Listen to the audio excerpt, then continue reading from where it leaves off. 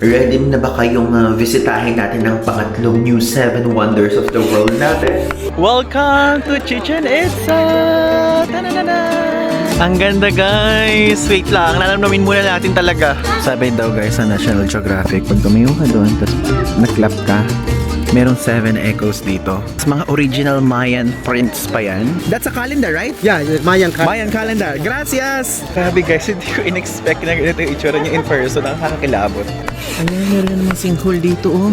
Grabe, kinikilabutan ako. Tignan niyo yung mga design ng bahay dito oh. Ang ganda pala. Wow.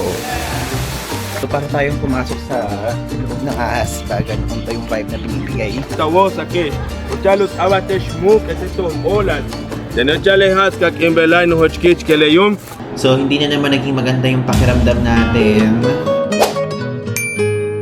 Hello guys! I'm back again with another vlog, and for today's video, tayo po ay mag-tour.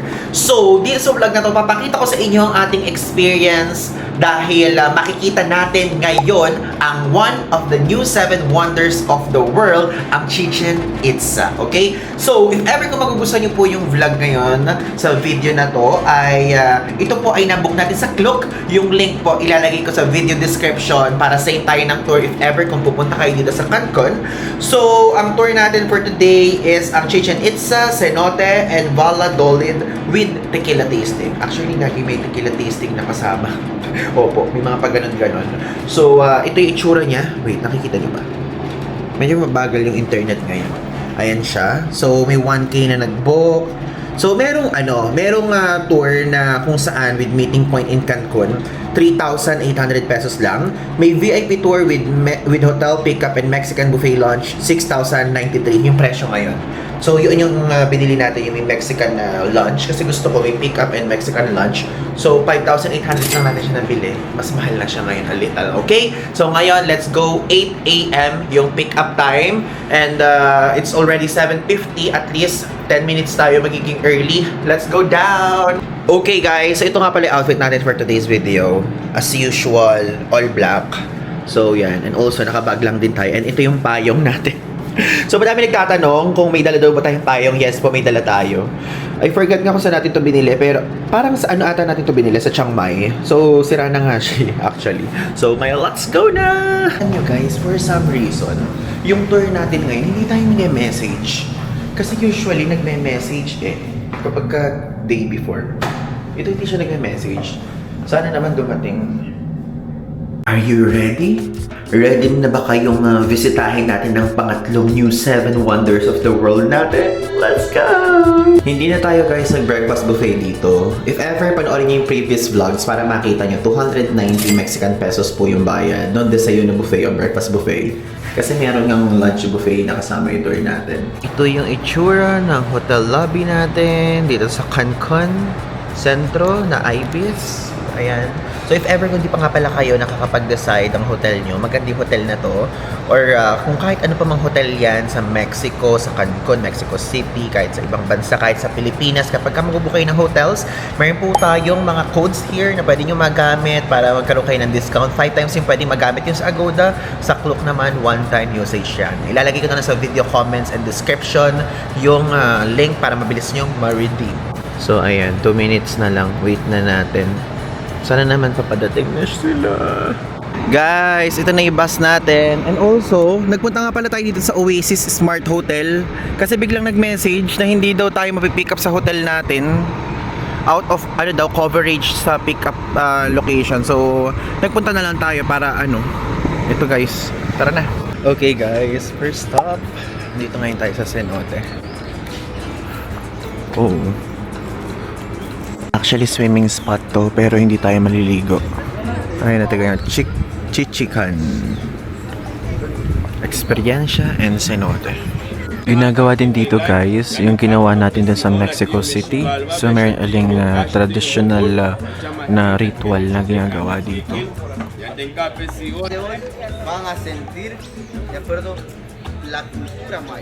תנצ'לה הסקק אם בליין הוצ'קיץ' כליום משנדין כתקימוק משנתוק אש פלינטו קולטאוותן מלטון תצ'יו מתולה kabayan tumasok sa lingkod salon. Lagay daw sa katawan, guys. Pagtanggal ng espiritu. Ay, espiritu tuloy. Ng parang masamang espiritu. Hindi pwede lahat tayo may espiritu sa katawan, di ba?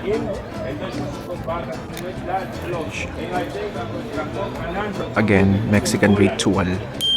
Tapos inuusukan naman tayo. Copal incense. Tinochkich keleyon si tawos akesh. Uchalos abatesh muk eteto olan. Tenochales haskak imelay. Ngayon guys, pupunta tayo doon sa lunch spot. Actually, it's already 11 a.m. And hindi na tayo kinakailangan pa magbayad ng lunch dahil kasama na siya doon sa package na binili natin. Pero yung time dito, binigyan tayo ng 1 hour and 30 minutes na kung saan gagamitin niya sa pagligo. Meron kasi ditong cenote na liguan na tinatawag. Lalagay ko dito yung screenshot. Kaya lang kasi tayo, hindi tayo maliligo. So, kakain lang tayo ng buffet. I mean, ang lunch buffet dito. Then, ang pinaka-target talaga natin sa tour na to is ang Chichen Itza. Okay? Pakita ko muna sa inyo yung kasama ng package na to, na kainan. Sakto, hindi pa tayo nagbe-breakfast. Hola! Ito. So, kung maliligo kayo, kinakailangan ng life vest and locker rental. Eh, hindi tayo maliligo. Pero, titignan natin kung makakababa tayo mamaya. Kailangan pa din kasi mag-life vest nun. So, dito yung kainan. Dito. Ang ganda din oh. It's giving. Ganda ng vibe. Okay? Take a seat, buffet. Yeah. Sorry, what's that? Tacos. Ah, gracias.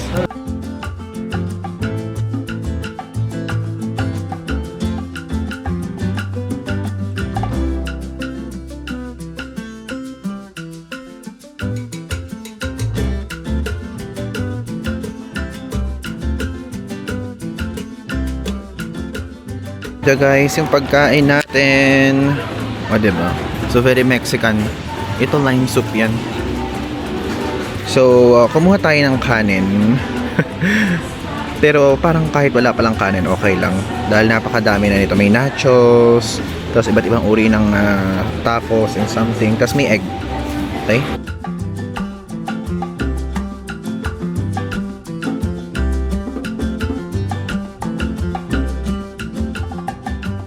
Na tayo guys kumain and honest lang nating opinion, hindi natin siya ganong nagustuhan.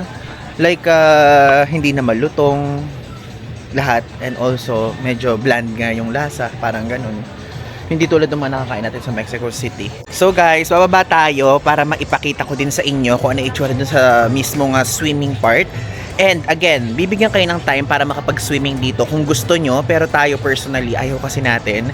Aside from parang kuweba siya, ayokong maligo din talaga. Pero mababa tayo para maipakita ko sa inyo. So 100 Mexican pesos yung bayad doon sa life jacket. And again, mandatory yon kung bababa. Pwede nyo hindi na to gawin, itong part na papakita ko sa inyo sa susunod. Ikot-ikot lang kayo dito, pero tayo kasi gusto ko ding i-explore yung area. Okay? So magbayad na lang tayo ng 100. Bali dito guys, magre-rent sa area na to. Thank you, gracias. Okay, so ayan, nagrenta na tayo ng life jacket. Sa baba natin siya kukunin. Pero kung magsiswimming kayo, mayroon ditong locker rental and also life jacket rental. So 200 Mexican pesos yung dalawa. Ito itsura. Ay, itsura ng locker. Yan siya. So tara, baba tayo. Ito tingnan, cenote, showers, life vests. Ayan. Layo ba? Hindi ko din alam actually. Check natin. Ayan guys, so nag-life jacket na tayo. Oh my god! Oh my god, tingnan nyo! Hala, nakikita nyo ba? Nakikita nyo? Hala. Okay. So kailangan kasi naka-life jacket eh. Ano nila yung dito? Rule. So, saan ang liguan? Ito cenote dito. May viewpoint. Dito muna tayo sa cenote. Okay? Ito yung itsura. So, para tayong pumasok sa loob loob ng ahas ba, ganoon ba yung vibe na binibigay. So, asan yung pasukan dito? Check nga natin. Diba? It's giving.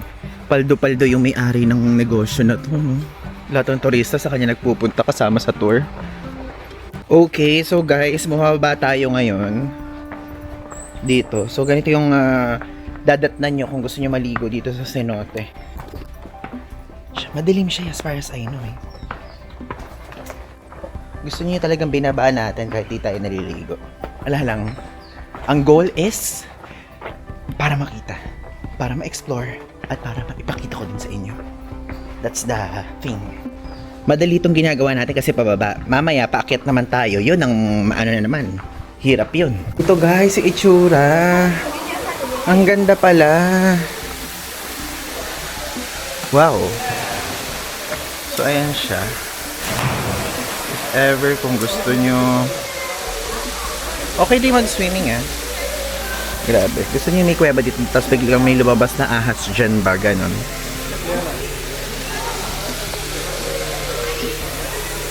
Ayan yung itsura. Wow, yan siya.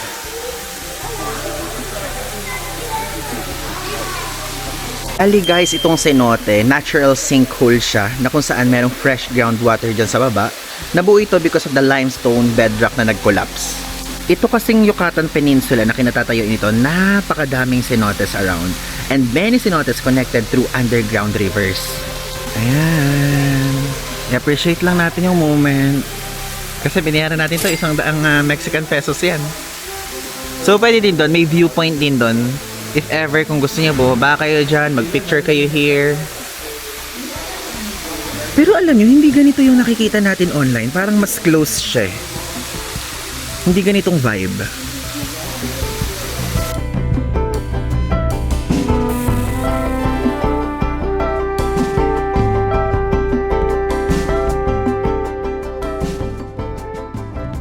And also, alam nyo ba, yung ibang mga cenotes na ganito, ginagamit siya for ceremonies and also for rituals also.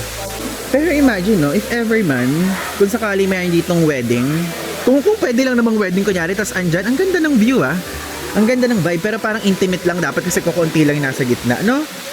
Parang it's giving din. Kung wedding destination to. Nakakatuwa. Okay, so that's all lang. Nagtagal na tayo doon ng mga 30 minutes. O, diba? Tumambay tayo doon. Tumingala lang tayo ganyan. Moment. So, if ever, pagka same tour tayo, meron kayong stop here. So, pwede kayo maligo ng 1 hour doon if ever you want. Akyat mode. Iyan yung binaba natin kanina. Aakyatin naman natin. Grabe guys, napakainit. So, dito, meron ditong bar. Papakita ko sa inyo. Ito siya. So, bumili lang tayo. Oh, gracias! So, pwede kayo bumili ng beer, cocktails, ayan, non-alcoholic cocktails. Yung non-alcoholic, 90 Mexican pesos. Yung beer, 90 din. So, meron dyan Takis, ganyan, Doritos, Ruffles. So, bumili tayo ng tubig. 70 to. Kinakailangan natin yan. Kung merong drink moderate sa alak, ito, drink excessive. Joke lang. Mali yung term na yun. Gusto niyo nang hingi tayo na may yelo pero hindi pa rin tayo daminom. Pero nang hingi tayo, ang yelo nila dito, hielo. So, hielo por favor. Ganun tayo, kaya binibigyan tayo ng ganito. Ibig sabihin ice please. Tapos pagka cold naman, frio. Ang sabihin nyo, caliente, hot. Pero syempre, kahit mainit, kahit malamig ang panahon, lagi natin i-request, frio por favor. Ibig sabihin cold please.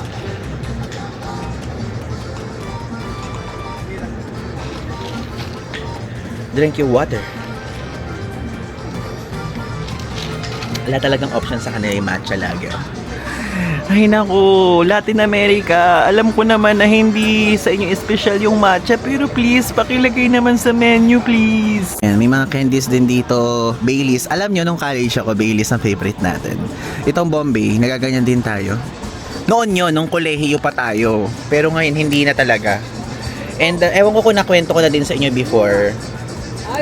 Malakas, hindi na malakas. Kasi may tinatawag na Friday night or parang gimmick night yun. Term namin yun na gimmick night. So, kapag gumigimmick, ang ang trip natin iniinom is tequila. Kaya tuwan-tuwa ako dito sa Mexico kasi dito ngayon tequila, di ba? Pero ngayon, hindi na nga tayo ganun kalakas uminom.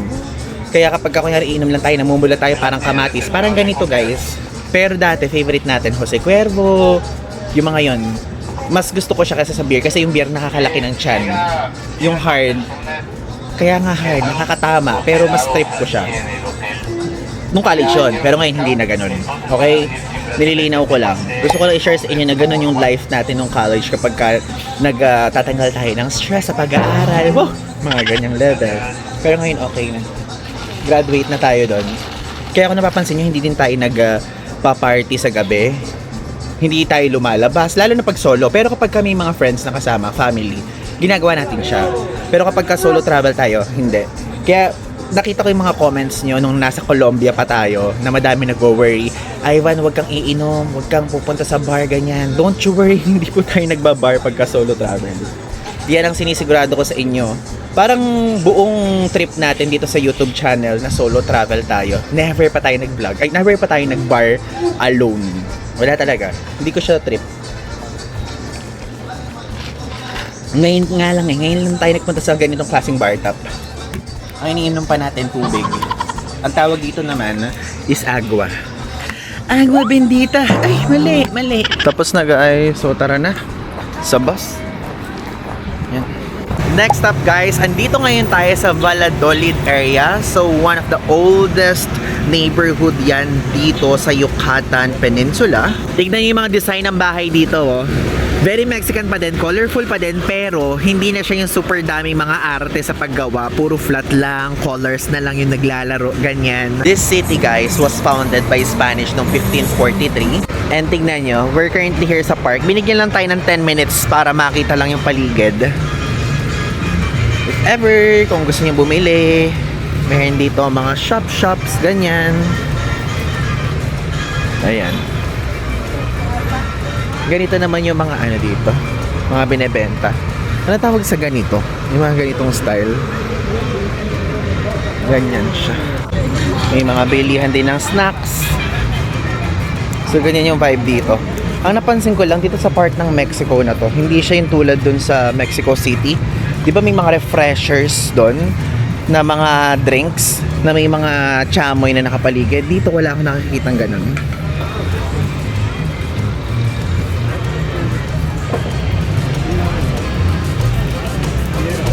Valladolid is a colonial city in the Mexican state of Yucatan. Napakaganda nito kaya naman ito ay isang kinoconsider ng country's designated Pueblos Magicos or Magical Town.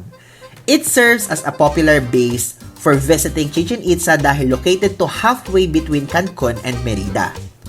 The city's main square is called Francisco Canton Rosado Park. So dito guys, tignan nyo mabuti kasi super minimalist lang ng mga signages. May mga shops dito na nagbebenta ng mga damit, ganyan, pwede kayo pumasok. Ito Milano, nagbebenta lang ng mga t-shirt, ganon.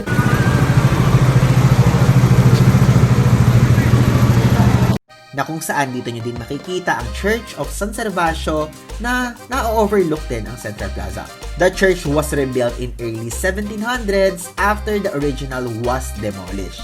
Ang street dito ay nagko-connect sa downtown to the convent of San Bernardino de Siena. Ang Valladolid ay sikat din because of cenotes, a large natural sinkhole located within walking distance from the city center. And this city is known for its colorful colonial architecture. Guys, for our last stop, andito na ngayon tayo sa Chichen Itza. Ayan, so nag-iipon-ipon muna kami lahat dito. Lahat ng mga nasa same tour bus na to, hahatiin sa Ingles at Espanyol yung grupo. So sa English tayo. Siya yung tour guide natin for today's video. Tignan nyo guys, sa pagpasok, Mercado Artesanal de Chichen Itza. So mga tindahan. Kapag kakailangan nyo ng mga sombrero, hindi kayo dito mauubusan ng options, di ba? Hola. Ito itsura dito. May restroom, artisan market, museum, food court. Guys, so ngayon, dito sa Chichen Itza, merong tax or video permission fee kapag magka-camera. So, 60 to 65 Mexican pesos. Magbayad tayo ng permiso para makapag-vlog tayo sa loob, di ba? So, tequila 3 and 4 daw. Okay, let's go. Ito guys yung bayad, 65 Mexican pesos. Yung permiso de video grabación. Kapagbayad na tayo at ngayon magbabanyo naman tayo. So bago kayo pumasok ay gawin nyo na yon kasi may hirapan kayo kapag inunan nyo pa yung pag-iikot tapos bigla kayo may ihi dun sa loob. Okay? Yun ang main instruction ni tour guide. Ito siya. Mujeres, pambabae, hombres, panlalaki. Bali guys, hindi nyo na kinakailangan magbayad ng admission fee kung naka-tour kayo like us sa same travel operator na pinagbuka natin. And again, if ever, kung gusto nyo ng same klaseng experience, yung link ng tour na to, ilalagay ko sa video description. I think hindi din naman hahaba yung pila kasi ang dami. Yung parang booth 1, 2, 16. Oh, ang haba. Lahat merong tao. Ito na, papasok na tayo sa pangatlong New 7 Wonders natin of the world. Dito sa part na to, i-scan lang natin yung ticket. So, pinunit lang din yung ticket na binili natin na video permission. Talagang chine-check nilang mabuti. Kaya, para hindi na kayo mahaselan. Kung vlogger kayo, kung content creator kayo, or kung mahilig kayo mag-document, bumili na kayo. 55 Mexican pesos lang naman. Grabe, kinikilabutan ako. Kinikilabutan ako sa tawa because alam niyo yung mga trip natin yung mga ganito Ito talaga yung reason kung ba't tayo nagpunta ng Cancun. Ito na. So lumalakad tayo ngayon sa parang gitna na medyo gubat vibe. Ayan siya. Maswerte tayo guys ngayon kasi hindi umuulan. Nakikita nyo yan. Hindi kasi siya sementado. So kapag kada umuulan, bumabaha daw dito. Tapos nagpuputik-putik. Kaya if ever, para ready yung mismong sapatos nyo, huwag kayong magdadala or magsusuot ng putik. Ayan, meron na namang sinkhole dito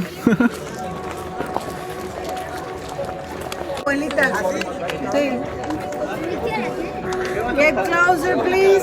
Guys, itong cenote na to, Cenote of Sacrifices daw yung pangalan yan. So again, it's giving sinkhole vibes. Tapos, sinil daw yan before. Pero, dyan daw, meron daw dyan mga bones or mga bungo ng mga babae. Okay?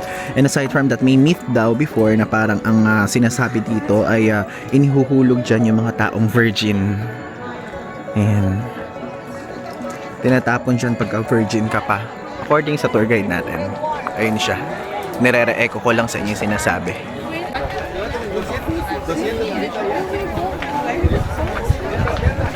Parang feeling ko aabutan tayo ng ulan. Na? Parang nakikita na natin guys. So basically parang mga ano siya, 10 to 15 minutes walk from doon sa mismong entrance. Ala, oh my God, nakikita na natin. Yeah, it's very beautiful. Wow, ang ganda nga. Kaya pala siya naging New 7 Wonders of the World. Ang ganda guys. Iba-iba vibe niya sa personal. Wow, ang ganda.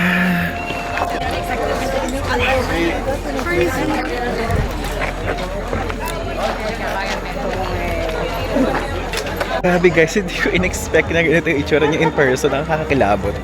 At ang ganda.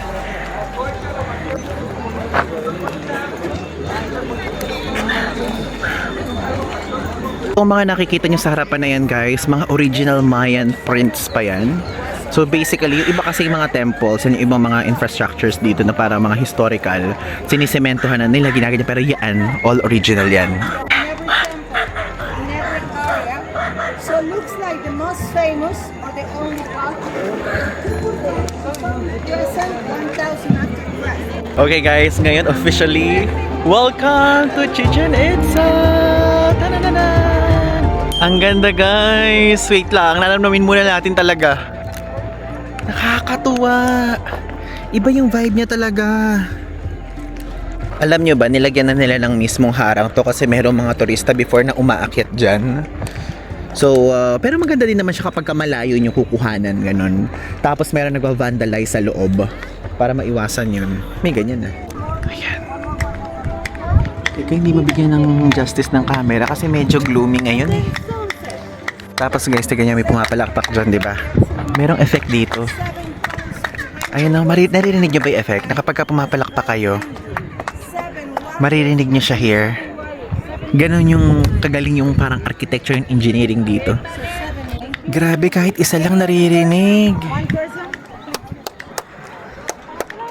Ba't wala? Mga tendency wala. Who's is there? Ang Chichen Itza ay one of the most famous archaeological site in Mexico. Noong 2007, it was named one of the new 7 wonders of the world. At noong 1988 naman, naging UNESCO World Heritage Site to. Nakatayo ito sa state of Yucatan. At ang city na to nag-flourish between approximately AD 600 and 1200.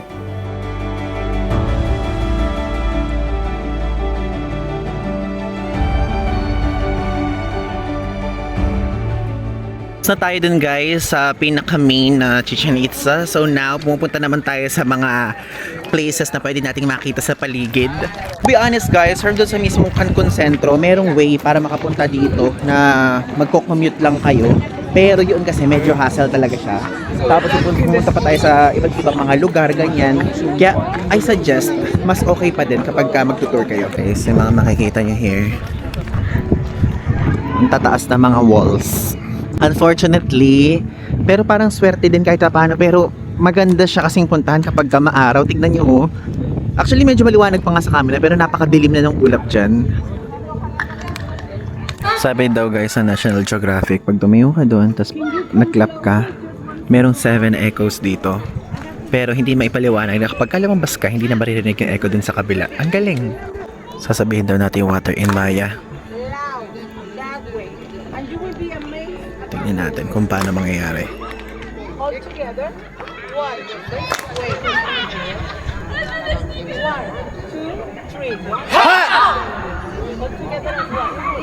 1, 2, 3. Ang stairs na makikita nyo dito ay may total of 365 total steps, na kung saan ang ibig sabihin at sinisimbolize nito ay ang number of days sa solar year. During spring and autumn equinoxes, ang sunlight dito ay nagkakreate ng illusion of a serpent slithering down the pyramid. At sabi ng tour guide natin, ito ay nakaharap kung saan ang tamang landas papasok at palabas dito sa pyramid. Kabayan! Pinoy! Hello po! Pilipino. First time ko makakita ng Pilipino dito sa Mexico. Thank you po sa pagpunta sa Mexico. Wow, kala mo namang yung taga-Mexico. Hindi, nagtay-thank you lang ako. Apo, gusto niyo mag-say hi? Hi! Ivan de Guzman po. Ivan, okay. Panood naman sa YouTube. Opo. Ingat po kayo. Ingat po kayo. Nagtatagalog sila guys, kaya nakita ko. Ba't ako nag-thank you? Nag-thank you ako. Thank you po sa pagpunta sa Mexico. Na para bang ambassador. Na para bang ambassador tayo sa Mexico. Na para bang ambassador tayo. Kasi, ba't tayo nag-thank you? Thank you po sa pagpunta sa Mexico. Wow, kala mo naman. Pero thank you nga naman. Tama naman. Nagpunta sila ng Mexico. Nakakatawa. Alam ko na kung ba't ako nagte-thank you kasi nasa utak ko nun. Nanalo yung intrusive thoughts ni Ivan. Kumbaga, nagpapasalamat ako kasi nakakita ko ng Pilipino. Pero, sa kanila ako nag-thank you para makakita ako ng Pilipino. Gets nyo ba yung thought? Parang nagpapasalamat ako kasi ang tagal kong hindi nakakita Pinoy. Si Ate Violeta sa Colombia pa lang nakikita nating Pilipino. Tapos ngayon na lang uli. So, parang in my head, nag-thank you ako at may nakita tayong Pinoy. Dapat thank you Lord at may Pilipino. Sa kanila ako nakapag-thank you. Nag-explain ako sa inyo. Gusto nyo yun? Standing in front of Chichen Itza made me realize that no photo or video can truly capture how incredible this place in person. Ang daming history, culture, at brilliance na nakatayo pa rin hanggang ngayon. Kaya mas lalo ko na-appreciate kung gaano ka-amazing ang Maya civilization.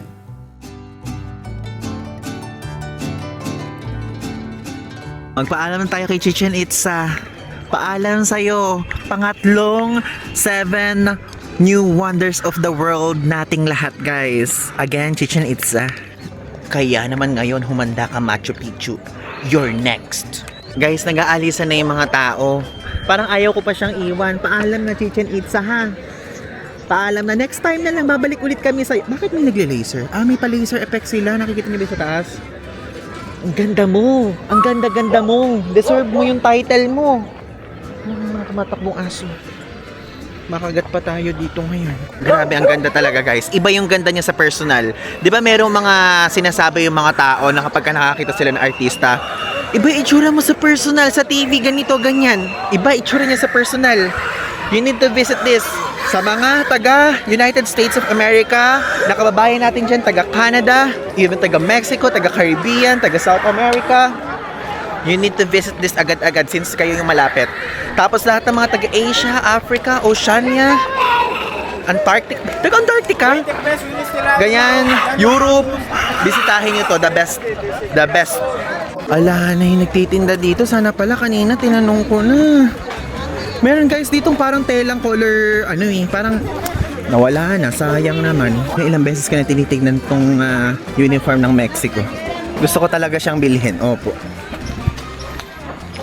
Mexico! Ay! Kala ko Chinese yung nakasulat. Ayan. Hola! It's okay. Gracias, gracias. Ito na ngayon tayo sa exit. Ganito yung itsura na lalakaran nyo. Nakakatuwa kasi guys, nakakatatlo na tayo. Lahat yun kasama ko kayo sa Coloseo.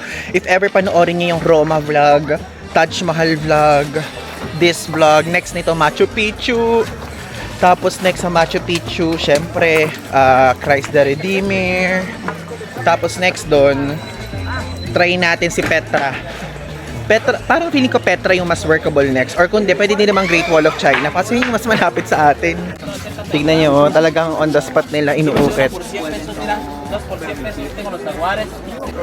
Guys, ito yung sinasabi ko, yung parang kumot na yan. Parang maganda ilagay sa sala, no? O kung gusto niyo ng damit ni Shakira, meron dito.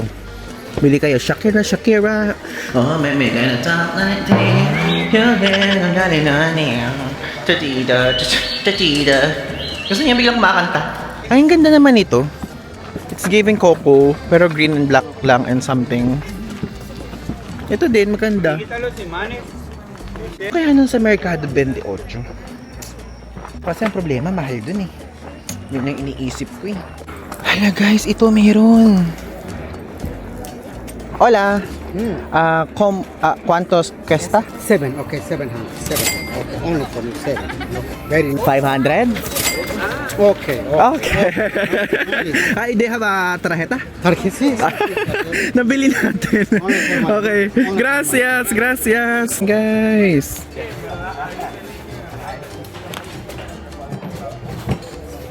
Grabe, ito yung inaasam-asam natin eh. Yay! Gracias! Okay, thank you. You have plastic? Yes, yes. Grabe yan guys yung tinitingnan natin. That's a calendar, right? Yeah, Mayan calendar. Mayan calendar. Gracias! Bye-bye! Nakabili tayo! Alam nyo, ilang beses ko pa sa inyo to sinasabi kanina and even hindi naka-on yung camera kanina. Nag-explain pa lang si Miss Tour Guide. Sinasabi ko, parang maganda siya kasi doon sa place natin sa Manila, gusto natin maglagay ng parang, parang may uso kasing upuan ngayon sa TikTok. Ilalagay ko dito yung screenshot ng usong upuan, tapos nakapatong to. Diba? Tapos kapag kunyari, bibisitahin tayo ng parents natin or mga friends natin. Saan mo nabili yan? I bought it sa Mexico eh. Alam niyo yung point na galon? Nakakatuwa. Pero nabili lang natin siya sa halagang 500.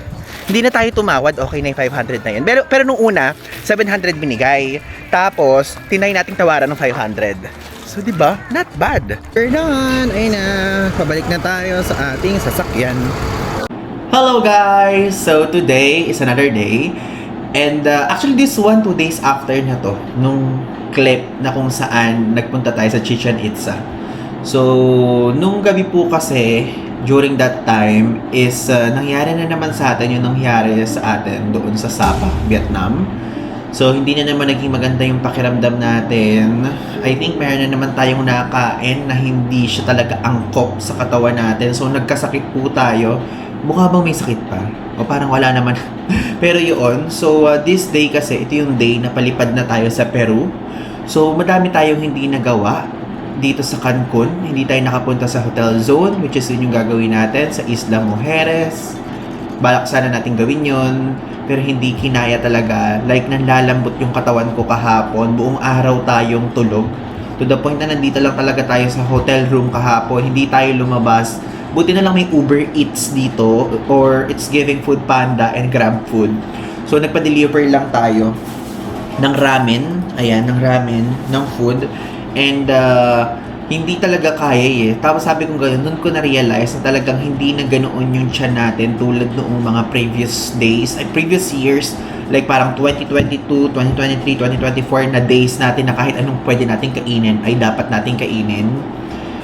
Tayo kasi tipo ng tao na kung ano yung food doon sa lugar is ina-absorb natin siya or ini-immerse natin yung sarili natin para matikman natin at the same time para maipakita ko din sa inyo. Pero sabi ko gano'n, okay, ito na talaga, hindi na talaga siya tulad nung dati na parang kahit anong kainin natin pwede at maging adventurous sa mga food. Though again, I know, pinilit ko na naman yung sarili ko na kainin yung mga parang things na merong pwedeng makain dito. And I think, siguro nakuha natin na naman yung nararamdaman natin. Until now, meron pa din. Hindi ko na lang masabi mismong word pero gets nyo na kung ano ibig sabihin ko. So ano siya, tawag doon? Feeling ko nakuha natin nung lunch doon sa buffet. Kasi yun lang naman yung kinain natin. Hindi naman na tayo kumakain. Tas ganun pa yung nangyari. So feeling ko doon sa nachos or doon sa parang kinain natin na bilog-bilog nila or baka doon sa soup. Hindi ko alam.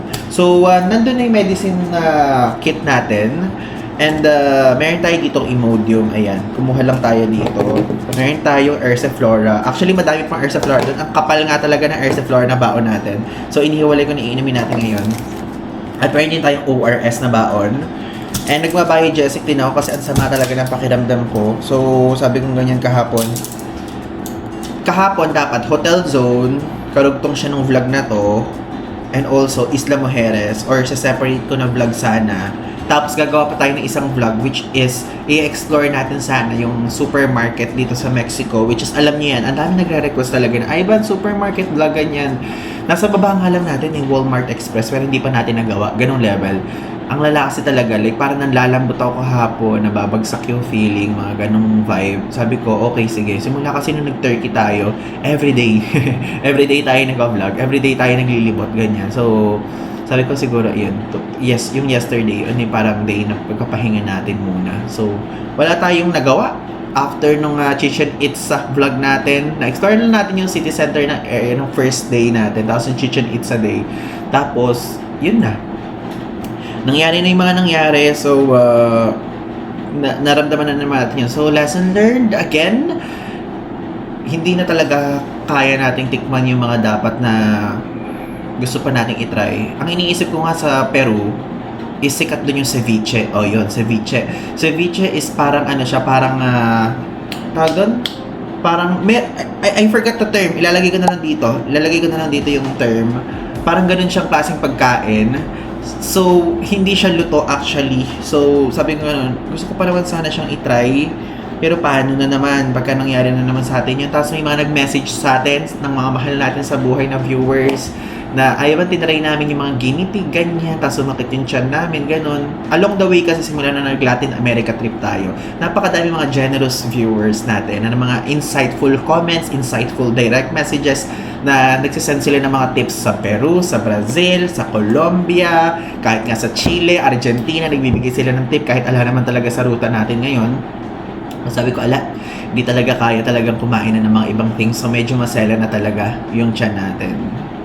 Sayang, hindi na siya yung parang Ivan DG, Tommy 2024, 2023, 2022 na kahit ano kainin natin ay pwede.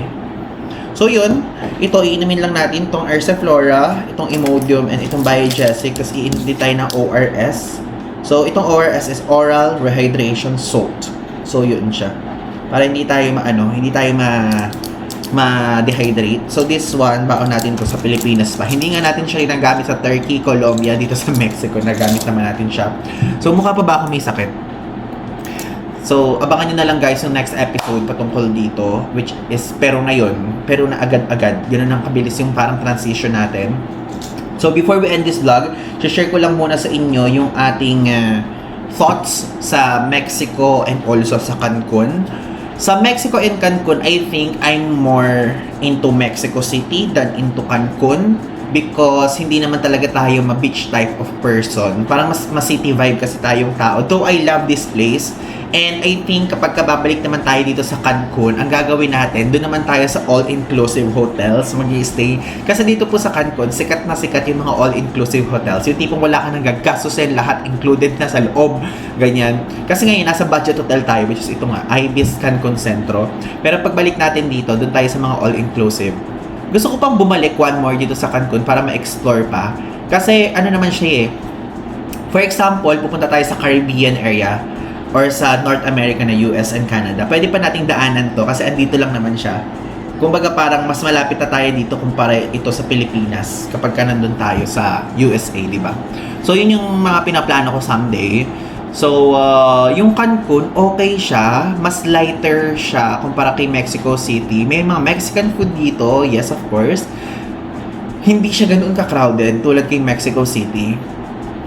Itong punta natin, medyo ma-crowded lang doon sa mga plaza area. And meron tayong nadaanan nung din na-drop off tayo galing sa tour. Doon hindi ko siya na-videohan. It's giving Pattaya vibe doon sa hotel zone area. Napakadaming mga party place, ganyan, and so on.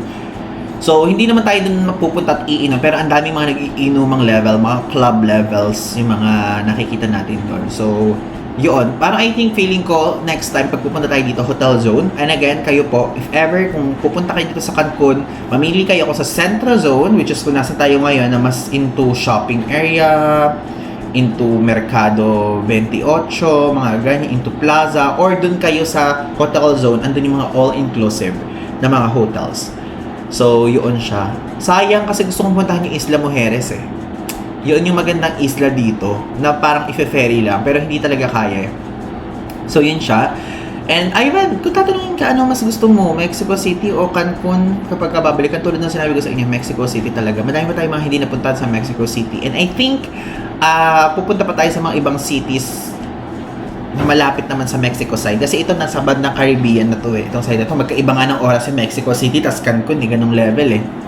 So, yun siya. Pero, kung tatanungin nyo ako kung sa safety dito sa Mexico, sa dalawang city na pinuntahan natin ngayon, safe siya. Yun yung naramdaman natin. Pero alam nyo, meron ako mga nababasa online na merong parang warning yung mga ibang countries sa pagpunta ng Mexico na may mga cities dito sa Mexico na hindi safe. So, ganun siya. Para ano lang din siya, parang sabihin nating nung nagpunta tayo ng Myanmar, merong cities na safe, pero merong cities na hindi talaga safe. Merong mga ganun. So, dito sa Mexico, as of the moment, ngayon ay July 28 na yung mga ganun. Kaya kapag magpupunta tayo sa Mexico, hindi pwedeng puntahan yung lahat ng cities.